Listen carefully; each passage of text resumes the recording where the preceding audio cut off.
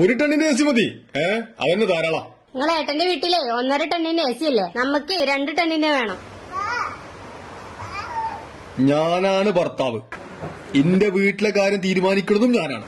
അവസാന വാക്കിന്റെതാണ്. 2 ടണ്ണിന്റെ AC ആയിക്കോട്ടെ.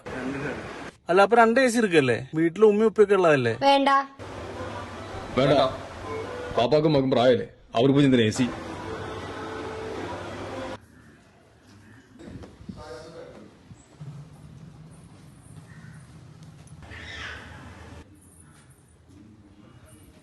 ഞങ്ങളൊന്ന് പുറത്തു പോവാം. ഞങ്ങളെ വരാൻ വഴുകും. ഇപ്പൊ സിനിമ കൂടെ അടിച്ചത് കാണാനേ.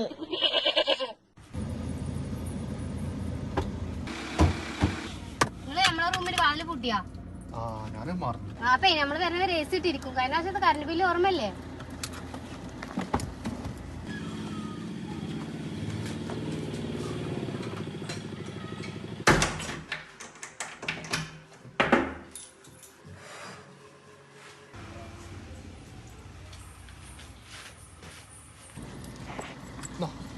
വാ.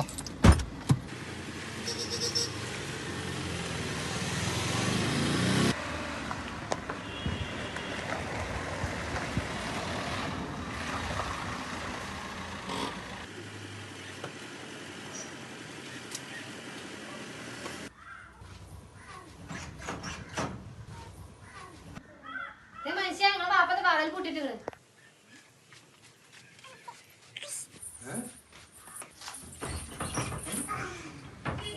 പോയി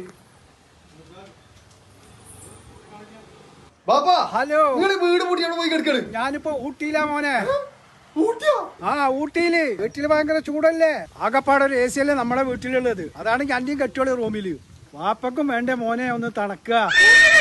ഊട്ടിയിലെ നല്ല തണുപ്പാ. അപ്പൊ വീടിന് ചാവിയാ? ചാവി ഇപ്പൊ എന്റെ കൂടെ ഊട്ടിയിലുണ്ട്.